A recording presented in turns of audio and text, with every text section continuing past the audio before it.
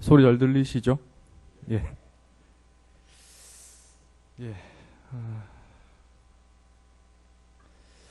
오늘 함께 나눌 말씀은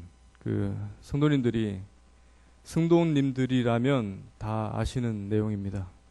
그리고 너무나 잘 아셔서 두 말 하면 어떻게 보면 잔소리가 될 수 있는 그런 말씀이기도 합니다. 그렇지만 가장 핵심적인 것들을 또 가장 쉽게 놓칠 수 있는 법이기 때문에 오늘 말씀을 통해서 한번 자세히 깊이 있게 들어갈 필요가 있겠다 생각을 해봅니다. 마태복음 16장 말씀인데 16장 13절에서 18절 말씀입니다. 뒤에까지 다 보이시나요?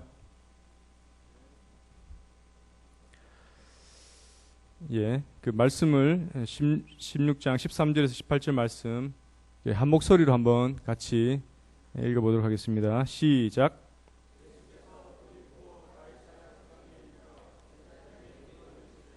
사람들이 인자를 누구라 하느냐?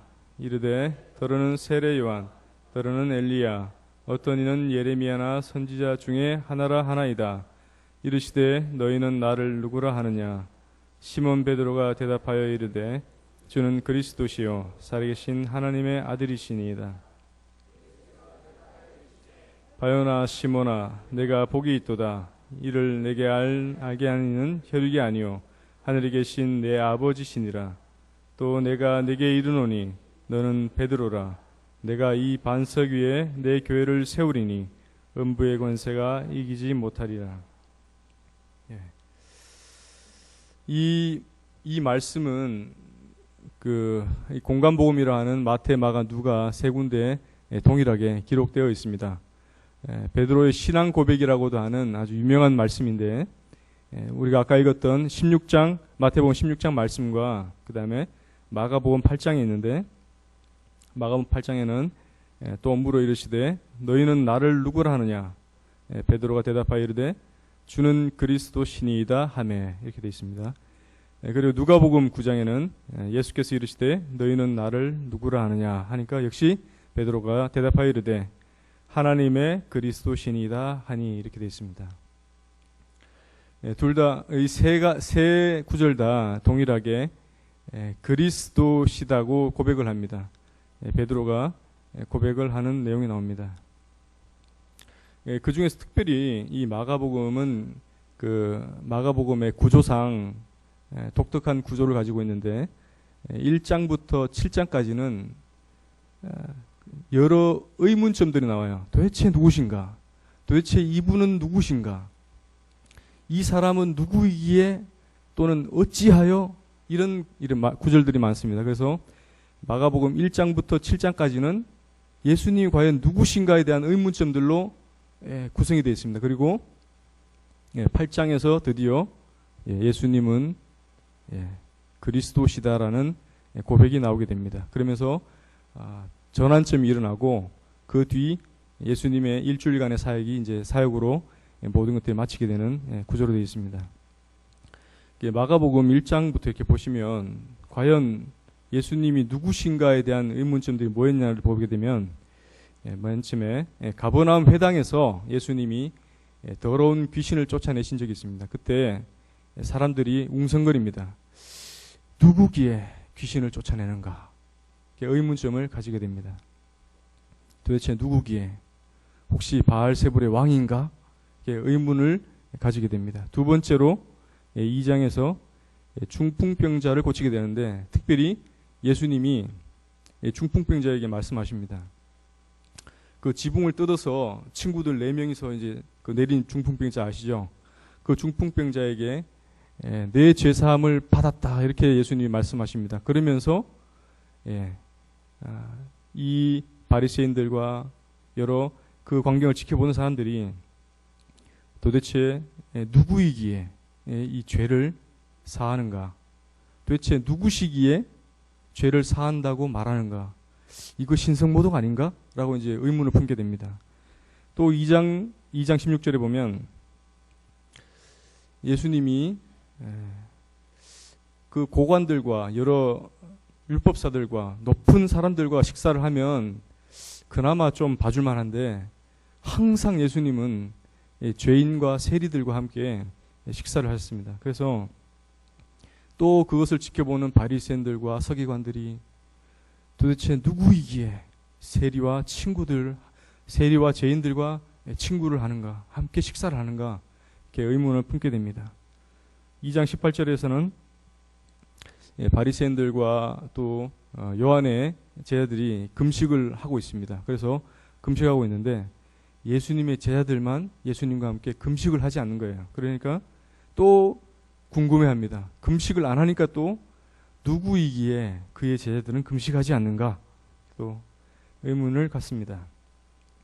2장 23절에서는 참 이렇게 바리새인들, 서기관들의 어떤 심기를 굉장히 건드려요. 예수님이 안식일에 하지 말아야 될 행동들을 하게 됐는데, 안식일에 밀밭 사이로 지나가던 제자들이 그 이삭을 꺾습니다. 꺾어서 이제 먹는 장면을 보고 난 뒤에 이제 이 또 힐난하는 사람들이 도대체 누구이기에 이 거룩한 안식일을 범하는가, 이렇게 또 의문을 품습니다. 그리고 4장 41절에서는 예수님과 제자들이 배를 타고 가시다가 풍랑을 만났을 때 제자들이 예수님을 급히 깨워서 풍랑을 잔잔케 하신 그러한 사건인데, 이때는 제자들이 의문을 품습니다. 도대체 누구시기에 바람과 바다도 잠잠케 하시는가, 다스리시는가, 의문을 품습니다. 6장에서는 예수님이 고향에 가셨어요. 고향에 가셨는데 고향 회당에서 가르치시는데, 그 가르치심이 바리새인들과 서기관 같지 않고 참 놀라운 지혜로, 권능으로 말씀을 가르치시는 것을 보고 도대체 누구이기에 어떻게 이러한 권능과 지혜가 났는가, 누구인가, 이렇게 또 의문을 품습니다. 그런데 한쪽 편에서는 저자는 목수의 아들이 아닌가, 그 동생들도 알고 있고 하면서 예수님을 배척하게 됩니다. 7장 2절에서는 제자들 중 손을 씻지 않고 음식을 먹는 것을 또 보게 됩니다. 사실은 입으로 들어가는 것이 사람을 더럽게 하는 것이 아니라 입에서 나오는 것이 사람을 더럽게 한다고 예수님이 가르쳐 주셨는데, 이 사람들은 장로들의 전통입니다. 그래서 손을 씻지 않고 음식을 먹게 되면 부정하다고 하는 장로들의 전통을 지키지 않는 것을 보면서 도대체 누구이기에 그 위대한 장로들의 전통을 지키지 않는가라고 이제 의문을 품습니다. 이렇게 누구이기에 하면서 도대체 제자들조차도 누구신가, 또 바리새인 서기관 또 많은 무리들조차도 도대체 누구신가 의문을 품습니다. 그러다가 결국 가이사랴 빌립보에 이르러서 예수님이 제자들에게 먼저 물으십니다. 먼저 사람들이 인자를 누구라 하느냐, 이렇게 물으십니다. 예수님의 평판을 알아보시고자 묻지는 않았을 것 같습니다. 예수님이 오늘도 이렇게 예배 때 이렇게 묵상하면서 또 계속 이 말씀을 준비하는 가운데 예수님이 왜 이렇게 물으셨을까, 이렇게 묵상을 많이 했는데, 먼저는 제자들에게 물었죠. 사람들이 인자를 누구라 하느냐 물었을 때 사람들이 대답합니다. 그 제자들이 대답해요. 세례 요한입니다. 엘리야라고 합니다. 또는 예레미야나 선지자 중에 하나라고 대답합니다. 하면서 이제 제자들이 예수님께 어떻게 보면 자랑스럽듯이 이 정도 세례 요한, 엘리야, 예레미야, 이 대단한 선지자 단열에 비슷한 위치에 예수님이 계십니다라고 우쭐하면서 말했을 수도 있겠다 생각이 들었습니다. 사람들은 각자의 관점에서 이런저런 추측을 합니다. 그래서 이분이 혹시 엘리야가 아닐까, 또는 예레미야가 아닐까. 그렇지만 한 가지 분명한 것은 메시아일 리는 없다. 그리스도는 절대 아니다. 왜? 안식일을 범하는 메시아가 있겠느냐. 그리고 베들레헴에서 태어나야 된다고 하는데 갈릴리에서 태어난 그 메시아가 있겠느냐. 뭐 이런저런 이유들로, 합당한 이유들로 메시아가 아니라고 단정을 짓고 얘기를 합니다. 그러나 사실은 틀렸습니다. 모두가 다, 모든 사람이 동일한 사건들을, 기사들, 기적들을 보면서도 틀린 답을 냈습니다. 예수님께서 사람들이 인자를 누구라 하느냐 물으신 뒤에 다시금 제자들에게 묻습니다. 너희는 나를 누구라 하느냐. 이때 이 말씀을 단순히 너희는 나를 누구라 하느냐 이렇게 물었을 것 같지가 않아요. 정말 예수님은 조심스러웠을 것 같다는 생각이 듭니다. 그리고 또 한편으로는 상당히 심각했을 거라는 생각이 듭니다. 왜 그러냐면 예수님은 곧 예루살렘에 입성하셔서 십자가에 달리시는 형벌을 받아야 하는 그러한 상황에 놓여 있는데 이 3년간의 제자 훈련이 만약에 너희는 나를 누구라 하느냐 했을 때 엘리야요 라고 대답하면 이 3년간의 그 제자 훈련이 그대로 이제 묻혀지는 거 아닙니까? 그래서 예수님은 어떻게 보면 참 담담하게, 어떻게 보면 또 참 무겁게 물으셨을 거라 생각이 들었습니다. 너희는 나를 누구라 하느냐 했을 때 제자들이 나름대로 머뭇거리고 있을 때 우리 씩씩한 베드로 형님이 대답했습니다. 주는 그리스도시요 살아계신 하나님의 아들이십니다. 이 말이 지금 믿는 우리에게는 굉장히 쉬운 말입니다. 주님은 그리스도시다. 그리고 하나님의 아들이라는 것은 굉장히 쉽게 들립니다. 그렇지만 이때 당시 이 예수님을 따르는 무리를 핍박하고 예수님을 따르는 무리를 이제는 이단시에서 죽이고자 하는 이 시점에 예수님이 그리스도시다라는 것은, 그리고 모든 대제사장이나 서기관이나 바리새인들이 저자는 절대 메시아가 아니라고 단정을 지은 상황에서 그리스도라고 한다면 이것은 역적이잖아요.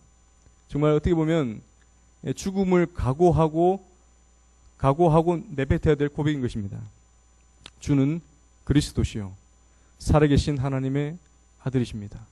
이 말은 밑에 있는 것과 같이 주님은 조상적부터 대대로 내려오는 그 오리라고 했던 그 그리스도시요. 그 영어 성경에도 보면 더 크라이스트라고 되어 있는데 뭐 더를 해석해도 되고 안 해도 되지 않습니까? 그렇지만 더 정확하게 말한다고 한다면 예수님은 전에부터 조상 때부터 계속 대대로 오리라 한 그 그리스도입니다라고 대답을 한 것이 어떻게 보면 정확한 해석이라고 생각을 합니다.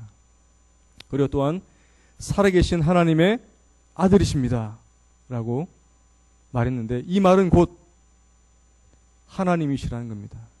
나중에 도마가 예수님 부활하신 예수님을 만나고 난 뒤에 고백하잖아요. 나의 주, 나의 하나님이라고 고백하지 않습니까? 이 고백을 벌써 베드로는 하나님의 계시를 통해서 그리스도이심을 알았고 또 하나님이심을 알고 고백했던 것입니다. 여기서 그리스도가 왜 중요한가? 그리스도란 말이 왜 그렇게 중요한 것인가? 그리스도는 기름 부음 받은 자라는 뜻을 가지고 있습니다. 구약 때 기름 부음 받는 세 직종이 있었는데 세 직책, 왕, 선지자, 제사장입니다.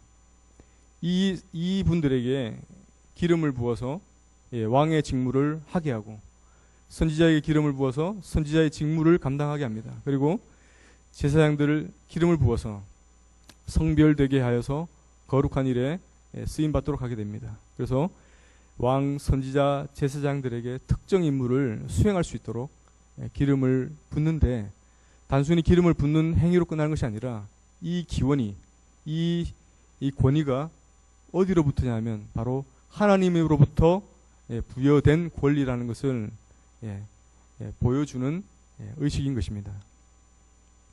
자, 그렇다면 예수님이 왕이요, 선지자요, 제사장의 직종이 되어야 된단 말인데, 왕, 선지자, 제사장은 사실 구약 때의 그런 왕, 선지자, 제사장은 신약에 와서는 그림자이지 않습니까? 정말 그림자라면 이 오리라고 한 메시아가 예수님이라면 왕이요, 선지자요, 제사장 이 삼중직을 다 갖추셔야 되는데 정말 그러한가 봐야 되겠습니다. 먼저 왕으로서 예수님을 한번 보겠습니다. 창세기 49장 10절에 야곱이 12아들을 모아놓고 축복을 합니다. 그 가운데 유다에게 이러한 축복을 하게 되는데, 규가 유다를 떠나지 아니하며 통치자의 지팡이가 그 발사에서 떠나지 아니하기를 실로가 오시기까지 이르리니 그에게 모든 백성이 복종하리로다, 이렇게 되어 있습니다. 규라는 것이 무엇인지 알죠? 왕들이 홀이라고도 하는 그러한 지팡이 같은 것을 들고 다닙니다. 이 왕만이 가지고 있는 이 규가 유다를 떠나지 않는다라고 되어 있습니다. 이 말씀 그대로 다윗 왕조가 유다에서 다윗 왕조가 시작됩니다. 다윗으로부터 시작해서 바벨론으로 눈 뽑혀서 끌려간 시드기야에 이르기까지 이 다윗 왕조는 계속 이어집니다. 그러다가 끊어지는 듯 합니다. 그렇지만 신약에 와서 마태복음 처음에 나오는 게 뭐예요? 족보죠. 예수님의 족보가 쭉 나오면서 요셉까지, 다윗으로부터 요셉까지가 나옵니다. 그러면서 예수님은 법적으로, 합법적으로 왕의 지위를 이어받으신 분임을 분명하게 보여주시는 것입니다. 그래서 마태복음 1장 1절에 보면 아브라함과 다윗의 자손 예수 그리스도의 계보라, 이렇게 되어 있습니다. 아브라함이 왜 나왔을까요? 아브라함은 믿음의 조상이요, 또 이 언약의 시작이었습니다. 이 왕이라는, 다윗 왕이요, 무슨 왕이라고 하는 것은 다 이 하나님의 언약으로부터 시작된 것입니다. 아브라함의 허리로부터 많은 열왕들이 난다고 했습니다. 그러한 언약 그대로 성취가 되었던 것을 보여주는 것입니다. 두 번째로 선지자인데, 선지자는 신명기 18장 15절에 보면 모세가 이스라엘 백성에게 이렇게 말씀합니다. 내 하나님 여호와께서 너희 가운데 내 형제 중에서 너를 위하여 나와 같은 선지자 하나를 일으키시리니 너희는 그의 말을 들을지니라.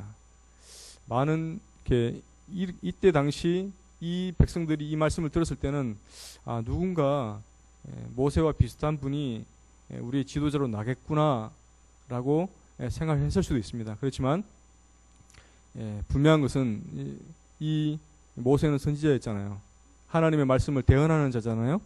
이 모세는 분명히 그리스도께서 일어나실 것을 알고 이렇게 예언을 했던 것 같습니다. 그래서 나와 같은 선지자, 모세와 같은 선지자, 모든 백성을 애굽에서 건져내서 구원한 것처럼 한 사람이 모든 사람을 구원할 구원자가 나온다는 것입니다. 그분이 바로 선지자와 같은 역할을 하셨던 예수님이라는 것입니다. 히브리서 1장 1절에서 2절 말씀에는 옛적에 선지자들을 통하여 여러 부분과 여러 모양으로 우리 조상들에게 말씀하신 하나님이 이 모든 날 마지막에는 아들을 통하여 우리에게 말씀하셨으니, 이렇게 되어 있습니다. 선지자를 통해서 계속 하나님의 말씀을 대언하고 하셨다가 드디어 이 모든 날 마지막에는 선지자들을 통하여서 말씀하시는 것이 아니라 직접 하나님의 아드님이 오셔서 이제는 말씀을 해주셨다는 것입니다. 그래서 이 예수님이 선지자와 같은 그러한 역할을 이제는 직접 감당하셨다는 것입니다. 제사장의 역할을 어떻게 하셨을까요? 히브리서 4장 14절에 보면 그러므로 우리에게 큰 대제사장이 계시니 승천하시니 곧 하나님의 아들 예수시니라, 이렇게 되어 있습니다. 큰 대제사장이 계신다고 했습니다. 승천하셨고 이분은 곧 하나님의 아들이시다고 이렇게 되어 있습니다. 우리의 제사장의 역할은 백성의 하나님의 공의와 백성의 연약 사이에서 중재자 역할을 합니다. 가교 역할을 해서 어떻게 하든지 이 백성의 연약을 감당해서 하나님의 공의를 충족시키면서 나아가는 그러한 역할을 하게 되는데, 바로 이 예수 그리스도께서, 예수님께서 큰 대제사장이 되셔서 모든 죄인들의 이 죄를 중보자로서 하셨다는 것입니다. 그리고 7장 15절에는 멜기세덱과 같은 별다른 한 제사장이 일어난 것을 보니 더욱 분명하도다. 그는 육신에 속한 한 계명의 법을 따르지 아니하고 오직 불멸의 생명의 능력을 따라 되었으니 증언하기를 내가 영원히 멜기세덱의 반차를 따르는 제사장이라 하였도다 해서, 멜기세덱은 살렘 왕이요 하면서 등장하면서 부모도 알지 못하고 근본도 알지 못한, 어디서부터 어디까지 알지 못하는 베일에 쌓여있는 인물인데, 마찬가지로 예수님도 어떤 사람의 족보를 따라서 난 그러한 분이 아니라 이러한 멜기세덱의 반차를 쫓아서 영원부터 영원까지 바로 우리의 제사장이 되신다는 것입니다. 그래서 예수님은 왕이요, 선지자요, 제사장의 이제는 그림자가 아닌 실체로 입증을 하신 것입니다. 그렇다면 이제 그리스도라는 말이 정말 중요한데, 그리스도라는 말이 도대체 신약 성경에는, 당연히 신약 성경에 나오겠죠, 몇 번이나 나올까 찾아봤습니다. 그리스도를 치면 나오게 됩니다. 나옵니다. 522번이 나오는데, 그 가운데 다는 볼 수가 없고 몇 가지 추려서 이렇게 제가 이렇게 모았습니다. 그 그리스도라는 구절이 가장 많이 나오는 성경이 어디일까요? 퀴즈 내겠습니다. 그리스도라는 단어가 가장 많이 나오는 성경이 어디일까요?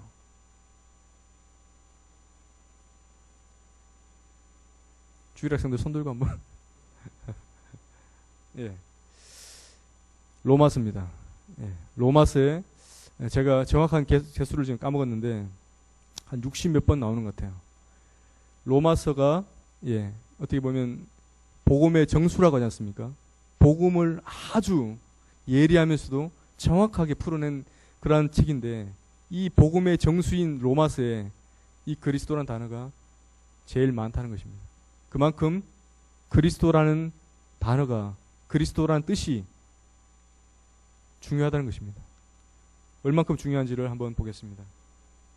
마태복음 1장 1절에는 처음에 이 마태복음 참 의미가 있는 것이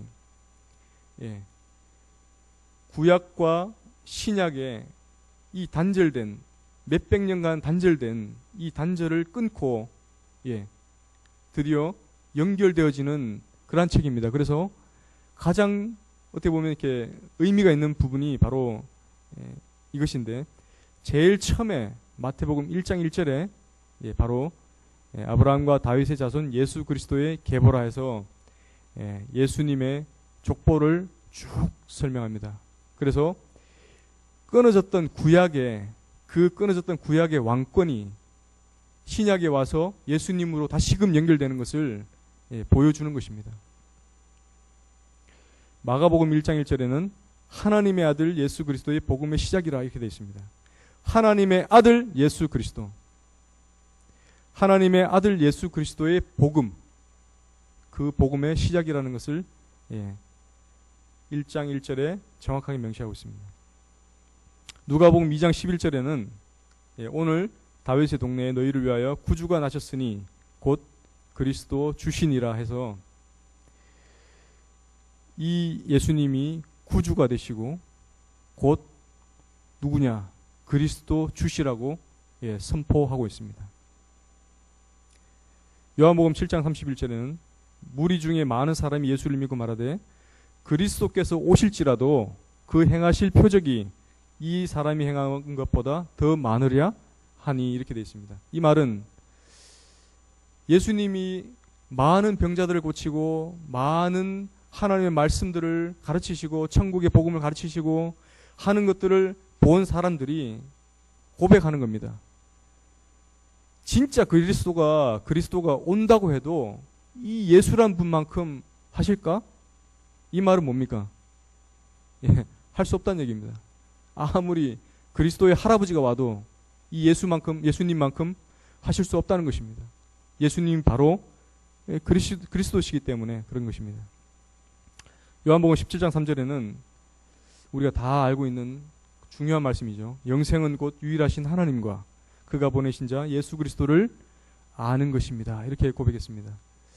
하나님과 그가 보내신 자를 아는 것.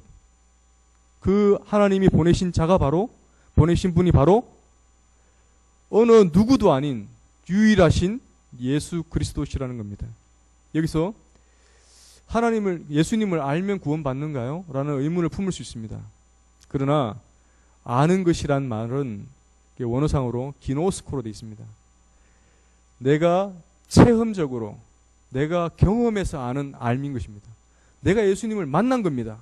그래서 아는 거예요. 내가 예수님을 경험한 거예요. 그래서 안다는 것이지 단순히 지식적으로 아는 알미 아니라는 것입니다. 사도행전 2장 36절에는 그런즉 이스라엘 온 집은 확실히 알지니 너희가 십자가에 못 박은 이 예수를 하나님이 주와 그리스도가 되게 하셨느니라 하니라 이렇게 되어 있습니다. 베드로가 모인 무리들에게 너희가 십자가에 못 박은 이 예수를 하나님이 주와 그리스도가 되게 하셨다. 너희들은 메시아가 아니라고 자칭 메시아라고 못 박에 죽었을지 몰라도 하나님은 이분을 주와 그리스도로 삼으셨다. 회개하라 이렇게 나옵니다. 사도행전 5장 42절에는 그들이 날마다 성전에 있든지 집에 있든지 예수는 그리스도라고 가르치기와 전도하기를 그치지 아니라 이렇게 되어 있습니다. 예수 그리스도가 아니라 예수는 그리스도라고 예수님은 그리스도라고 가르치는 것과 또 믿지 않는 사람들에게 전도하는 것을 그치지 아니하였다 이렇게 되어 있습니다.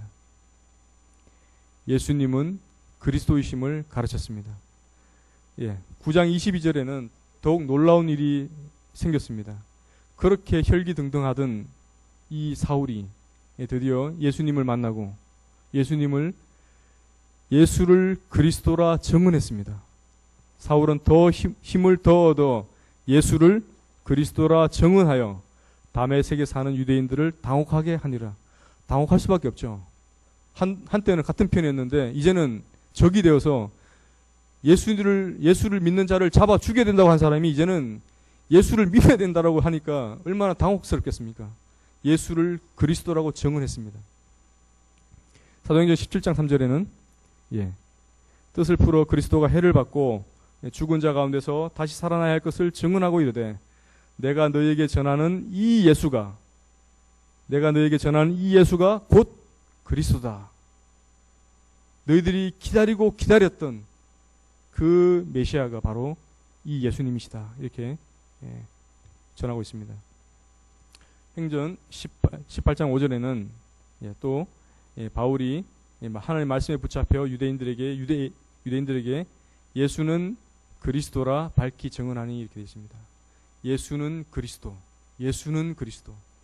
사도행전 18장 28절에는 또 마찬가지로 예수는 그리스도라고 증언하여 이분은 아볼로입니다. 아볼로가 예수님에 대한 복음을 정확하게 듣고 이제는 예수님은 그리스도라고 힘있게 증언하는데 뭘로써요? 성경으로서 증언합니다.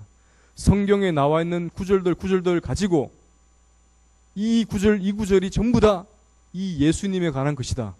그래서 예수님은 당연히 그리스도이신 것이다 라고 증언하신 겁니다. 사도행전 28장 31절에는 하나님 나라를 전파하며 주 예수 그리스도에 관한 모든 것을 담대하게 거침없이 가르치더라 라고 이제 마치고 있습니다. 하나님 나라와 주 예수 그리스도에 관한 모든 것, 주 예수 그리스도에 관한 모든 것을 한마디로 요약하면 바로 밑에 있는 것처럼 복음인 것입니다. 유앙겔리온. 좋은 소식이라는 뜻인데 예수님이 태어나시고 살으시고 또 십자가에 죽으시고 부활하시고 승천하셔서 승귀까지 하신 이 모든 것들을 단순히 어떠한 신화나 설화나 또는 거짓말로 지어낸 꾸민 말이 아니라 역사적 사실에 기초한 예수님에 관한 모든 것이 바로 복음이라는 것입니다. 그래서 행전 28장에는 그렇게 말씀하십니다. 하나님 나라를 전파하며 주 예수 그리스도에 관한 모든 것을 담대하게 거침없이 가르쳤다. 이렇게 되어 있습니다. 우리가 말하는 복음은 단순히 구원받는 복음이 아니라 넓게 본다면, 정말 진정한 의미에서 넓게 본다면 예수님에 관한 모든 것이 다 우리에게는 복음인 것입니다. 정리를 하자면 그렇습니다. 제가 이것을 이제 보면서 참 느낀 것이 있어요. 사복음서를 이렇게 보면 예수님이 그리스도이신 것을 예수님의 행하신 행적과 예수님이 말씀하신 말씀을 가지고 증언을 합니다. 증거를 합니다. 그래서 예수님은 바로 그리스도이시다라고 이제 증언합니다.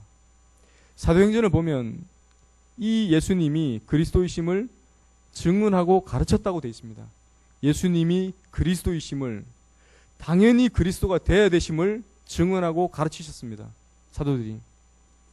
서신서에 와서 보니까 예수님이 그리스도이심이 이제는 사실이에요. 더 이상 예수는 그리스도라고 말할 필요가 없는 겁니다.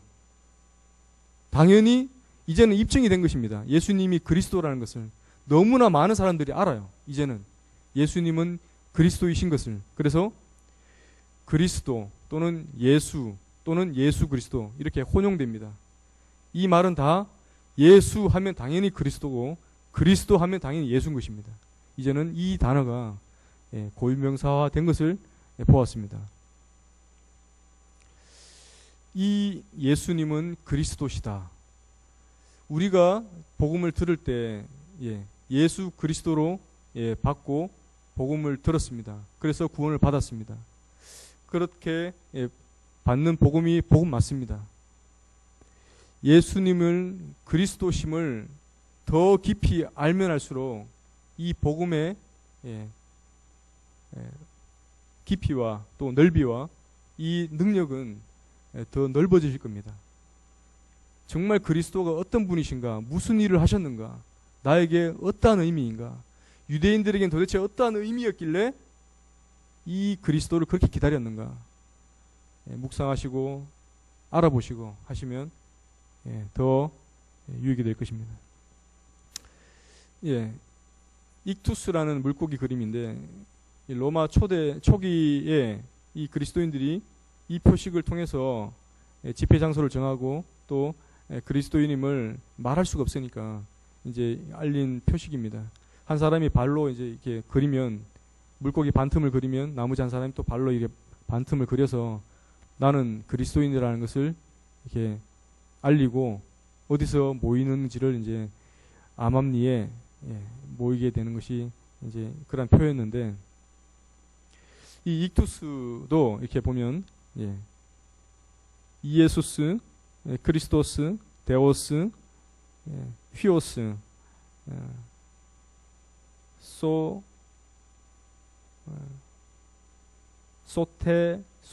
소테르라고 되어 있는데 소테리아스. 그래서 이 말을 조합을 하면 예수 그리스도 하나님의 아들 구원자 이런 뜻입니다. 그 초대 교회 당시에 예수는 그리스도시요 살아계신 하나님의 아들이라고 한 고백이 동일하게, 이 그리스도인이라면 누구나가 다 동일하게 한 고백이었습니다. 예수님은 그리스도시고 살아계신 하나님의 아들이시고 이분은 바로 우리의 구원자시다. 비록 네로나 또는 누구나가 통치를 하고 있지만, 황제들이 통치를 하고 있지만 이 사람들은 우리의 큐리오스가 아니라 예수 그리스도만이 우리의 큐리오스다, 우리의 주다, 이렇게 고백을 했던 것입니다. 그만큼 예수님은 그리스도시고 하나님의 아들이시며 구원자시라는 것은 그리스도인이라면 당연히 고백하고 또 그렇게 고백되어지는 삶을 살았던 것입니다. 예, 이 바로 그 베드로가 제가 알기로는 하여튼 처음 칭찬을 받은 것 같은 기억이 있어요. 처음 칭찬을 받고 가장 큰 욕을 얻어먹은 그 고백이 바로 이 주는 그리스도의 살아계신 하나님의 아들이시라는 고백인데, 이 베드로가 그 고백을 하자 예수님이 말씀하시죠. 너는 베드로라, 이 반석 위에 내 교회를 세우리니 음부의 권세가 이기지 못하리라, 이렇게 말씀하십니다. 그런데 이 베드로라는 말이, 베드로가 페트로스와 또는 페트라 두 가지가 있는데, 페트라는 바위입니다. 바위, 반석, 그것이 반석입니다. 페트로는 조약돌, 조각돌입니다. 돌이 떨어져 나온, 반석에서 떨어져 나온 작은 돌을 페트로라고 합니다. 그런데 이것을 가지고 가톨릭에서는 너는 페트라라, 너 위에 내 교회를 세운다, 이렇게 해석을 해서 교황이 그 베드로의 사도권을 이어받은 것처럼 속이고 있습니다. 사실은 속이는 겁니다. 정확하게 원어를 해석을 한다면 결코 그렇게 될 수가 없어요. 반석이란 단어는, 유대인들이라면 반석이란 단어는 사람에게 쓰지 않습니다. 사람은 절대 반석이 될 수가 없어요. 오직 유일하신 하나님만 반석이 될 수 있는 겁니다. 그래서 이 다윗도 나의 반석이신 하나님이라고 고백한 겁니다. 그래서 정확하게 이해를 하자면, 너는 베드로라, 이 반석 위에 내 교회를 세우리니 음부의 권세가 이기지 못하리라 했을 때, 이 반석은 저도 이제 주석들을 찾아보니까 정확하게 이해를 하자면, 이러한 주는 그리스도시요 살아계신 하나님의 아들이라는 고백의 위에, 이 결코 변할 수 없는 반석과 같은 이 고백 위에 내 교회를 세우겠다고 이렇게 말씀하셨습니다. 예수님이 내 교회를 세우리니라고 했을 때 이 시제는 과거가 아니잖아요. 현재도 아니고 미래입니다. 그래서 아직까지는 예수님의 교회가 없었습니다. 그렇지만 언제 교회가 생기죠? 오순절 성령 강림 이후에 바로 예수님이 약속하셨던 이 반석 위에 이제는 교회가 생겨집니다. 세워집니다. 그래서 이 반석 위에 교회들이 세워졌기에 다 이 교회들은 이러한 고백들을 하는 것입니다. 주는 그리스도시요 살아계신 하나님의 아들이십니다. 정리를 하면 신약 성경상의 모든 예수님이 병을 고치셨어요. 그리고 기사와 기적들을 행하셨습니다. 그렇지만 이것 하나만 놓고 봐서는 안 되는 것입니다. 예수님이 정말 그리스도시고 오리라고 했던 그러한 그리스도이심을 깨닫게 하시기 위해서 하나님이 능력으로, 성령님이 능력으로 함께 하셔서 이러한 일들을 하신 것입니다. 그래서 성부 하나님과 성자 하나님, 성령 하나님이 함께 이러한 기적과 기사를 행하신 것입니다. 왜요? 예수님은 그리스도이심을 믿게 하기 위해서, 그리고 예언된 그 말씀들이 예수님을 통해서 고스란히 성취되게 하기 위해서 그렇게 하셨던 것입니다. 이 그리스도가 왜 이렇게 중요한 것인가? 창세기 3장에서 그 전까지는 너무나 좋았어요. 창세기 1장부터 쭉 너무나 좋았어요. 아름다웠어요. 보기 좋았어요. 너무 좋았어요. 그렇지만 창세기 3장에 와서 그 선악과 사건으로 말미암아 죄가 들어오게 되고, 죄로 말미암아 땅이 또 저주를 받습니다. 그래서 그때부터 그 아담의 후손으로 태어나는 인류는 죄와 사망의 사슬을 끊을 수가 없어요. 누구나가 태어나면 한 번 죽는 것은 정하신 것이고 그 뒤에는 심판이 있고, 이러한 죄와 사망의 사슬을 숙명처럼 달고 살았습니다. 사람들은. 그래서 당연히 사람은 태어나면 죽는 걸로 수를 알고 있었어요. 하지만 하나님의 처음 창조에서는 하나님은 사람을 영생하도록 원래 만드셨어요. 죄를 짓기 전까지는. 그렇지만 죄를 짓고 난 이후에는 이러한 죄와 사망의 사슬이 계속 이어진 것입니다. 이러한 영원한 사슬을, 영원할 것 같은 사슬을 바로 예수님이 오셔서, 그리스도가 오셔서 영원한 생명으로 인도하시도록, 바로 예수님이 오셔서 이 사슬을 십자가에서 끊어버리신 겁니다. 뱀의 머리를 상하게 하시고 예수님은 발꿈치를 상하셨습니다. 그분이 바로 우리 주 예수 그리스도고, 그리고 예수님이 그리스도 되심을 발견하는 것, 너무나 중요한 것입니다. 바로 이 사슬을 끊을 수 있는 유일한 분이 바로 메시아요, 유일한 분이 바로 예수님이시기 때문에 그렇습니다. 우리가 살아가고 있는 이 세상에서는 모든 문제들 투성입니다. 그렇죠? 저도 이 강단에서 내려가면 바로 문제들과 만납니다. 집에 가도 문제를 만나고 직장을 가도 문제를 만납니다. 그런데 참 한 가지 희망적인 게 있어요. 문제는 뭐 하라고 있는 거죠? 문제는 풀으라고 있는 것입니다. 우리는 풀 수 없지만 바로 이 문제의 근원인, 이 모든 문제가 죄로부터 왔잖아요.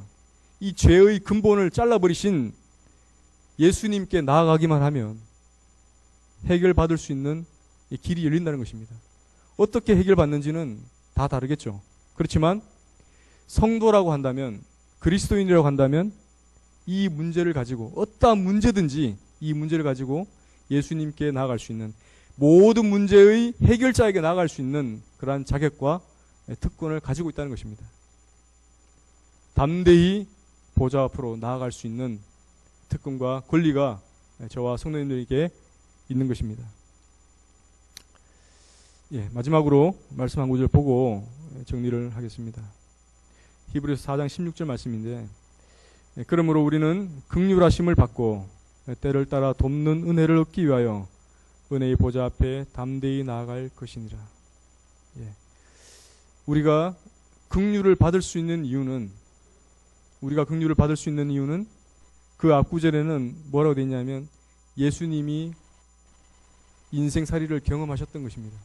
인생살이를 경험하셨기 때문에 우리의 수고와 슬픔과 아픔이 뭔지를 체휼 하셨습니다. 그렇기 때문에 누구보다 멀리 있는 신이 아니라 우리의 인생을 겪어보신 하나님이시기 때문에 우리의 사정을 너무나 잘 아십니다. 그래서 우리는 예수님께 나아가면 긍휼을 입는 것입니다. 그리고 우리의 문제가 어디서부터 왔으며 문제가 뭔지를 예수님은 누구보다 잘 아셨습니다. 그렇기 때문에 이 죄 문제, 이 인간의 모든 문제를 해결하시기 위해서 오셨기 때문에 항상 예수님은 답을 준비하고 계세요.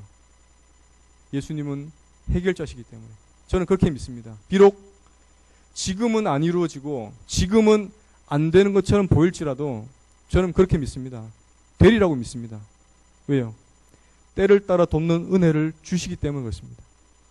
제가 질병에 걸렸다 하더라도 질병을 낫게 하실 수도 있고, 또는 질병을 안고 있지만 질병을 통해서 감사하게 하실 수도 있는 것입니다. 그러나 이 모든 것들은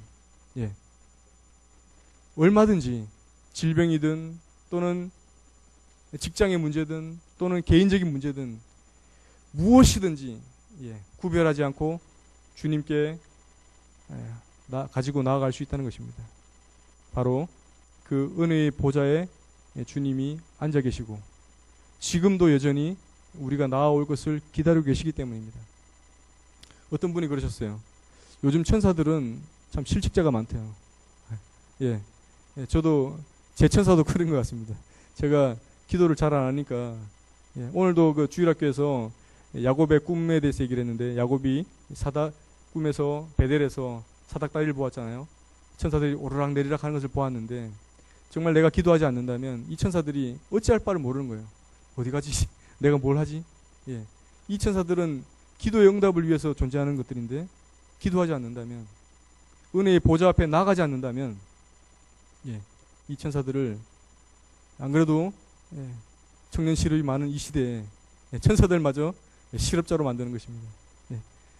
우리가 다 주는 그리스도시요 살아계신 하나님이라는 변치 않는, 진도 10이 와도 흔들리지 않는 그러한 반석 위에 그 믿음을 세우고 은혜의 보좌 앞으로 담대히 나아가야 될 것입니다. 그렇게 담대히 나아가는 저와 여러분들이 되기를 소망합니다. 기도하고 마치겠습니다. 아버지 하나님,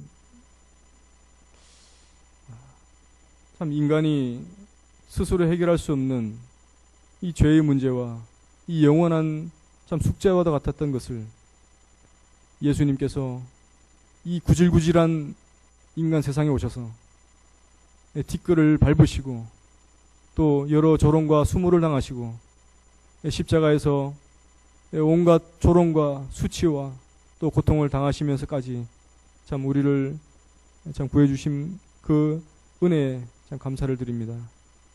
참 우리가 어찌할 수 없기 때문에, 어찌할 수 없는 죄인이기 때문에 참 예수님이 우리를 위해 오셨던 것을 보게 됩니다.